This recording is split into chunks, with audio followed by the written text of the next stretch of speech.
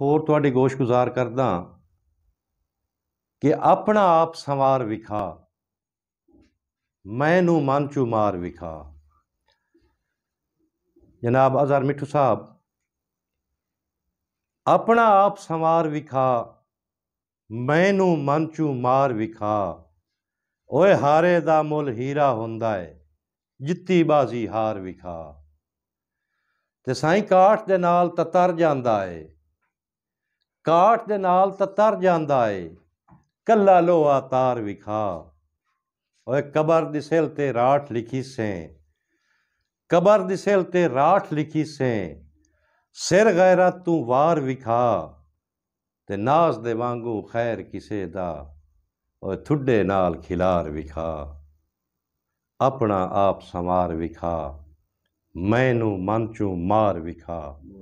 Cut करो जी।